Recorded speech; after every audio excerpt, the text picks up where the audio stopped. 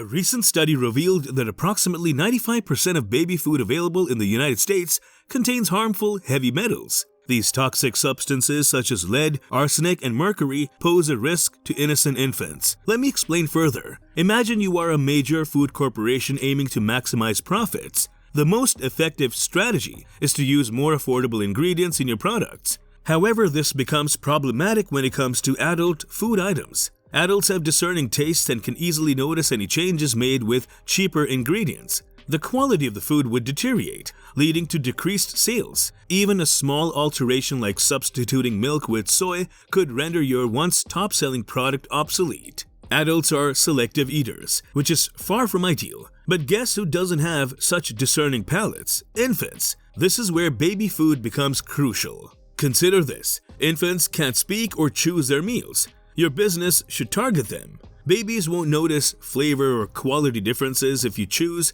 the cheapest components, which may include dangerous metals. Establishing a trusted infant food brand is key. In principle, gradually lowering the quality of baby food can increase profits without drawing attention because baby food is supposed to taste different, right? Even if this cost-cutting strategy accidentally introduces harmful heavy metals into many infant food items across the country, it may seem concerning, but a few isolated cases of such poisons have never caused harm, right?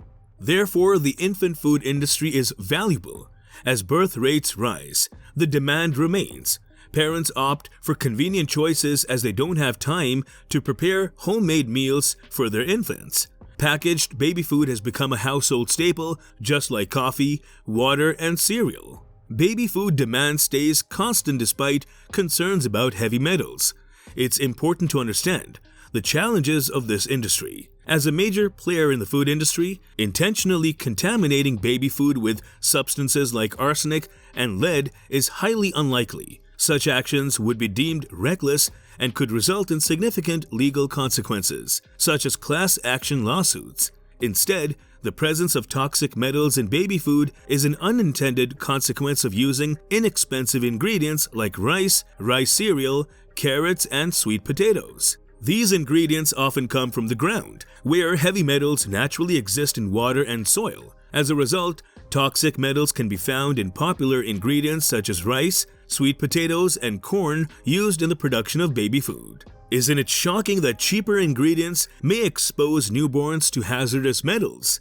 However, it seems like you want to provide affordable infant food to low-income families rather than just maximizing earnings. Take rice, for example. Rice production is profitable and stable.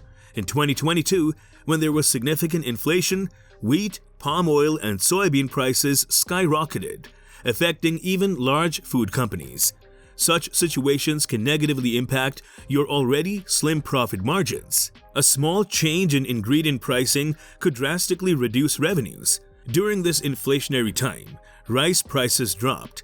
You ensured that while healthier choices like fruits and vegetables became more expensive, your rice-based food items remained affordable and stable. This allowed disadvantaged people worldwide to buy your products for their children, gaining market share from healthier alternatives.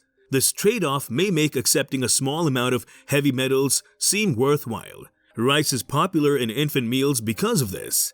Establishing a trusted infant food brand from the beginning is challenging for a multinational food corporation. Building trust takes time. Fortunately, several honest infant food businesses have already built great reputations. These companies have earned parental trust by offering organic options. By acquiring these reputable brands with substantial financial rewards, you can take over their trusted brands and seamlessly implement your cost-effective and lucrative strategies. Most American infant food brands follow the streamlined approach. Nestle, a beloved food company, owns Gerber, while Hero Group, a Swiss multinational, controls Beechnut. Sun-Maid Growers of California acquired Plum Organics from Campbell Soup. Even organic and natural brands have been acquired. Faceless food giants dominate the infant food section in American grocery stores, and most of these products contain profitable yet dangerous heavy metals. Despite public awareness of these harmful metals in infant food, our operations continue unabated. The FDA is powerless to stop us. The name United States Food and Drug Administration might give the impression that this significant institution diligently serves the public's best interests. One would expect the FDA to be the primary entity responsible for reining in profit-driven corporations and ensuring the safety of the substances we consume. After all, it is the federal agency tasked with regulating our food, aiming to hold billion-dollar companies accountable and prevent harm to the entire population. However, this assumption would be incorrect. In reality, the FDA collaborates with large food corporations, establishing thresholds for permissible levels of harmful substances in baby food that are carefully calculated to still allow for profitable operations. Let's consider the example of rice cereal for infants, which is permitted to contain a maximum of 100 parts per billion of arsenic. This limit may give the impression that such an amount is harmless for human consumption. In truth, it is the highest quantity the FDA allows without considering it detrimental. Moreover, these limits often hold little significance. Take the case of Walmart. For instance, when their baby food products came under scrutiny for excessive levels of arsenic, they simply and arbitrarily revised their internal regulations to allow 4 times the previous amount of arsenic, without providing any valid justification. The FDA is not effectively monitoring our actions. More often than not, we are the ones dictating the terms. Consider the evidence at hand. Even when our baby food exceeds the permissible limits set by the FDA, such as the current presence of elevated levels of arsenic, lead, and cadmium in leading American baby food brands, there are no consequences. Why? It's because we have influential connections in key positions. Being the owner of a large corporation entails more than just financial success. It grants the power to shape regulations according to our preferences. Some major companies wield power equivalent to that of a small nation. And rest assured, all other major conglomerates that control the global baby food industry engage in similar tactics. When it was revealed that numerous harmful heavy metals were present in 94% of tested baby food samples, these corporations understood the need for action. It's not that we truly disregard the safety of our infant products. Rather, we need to create the illusion that we deeply care.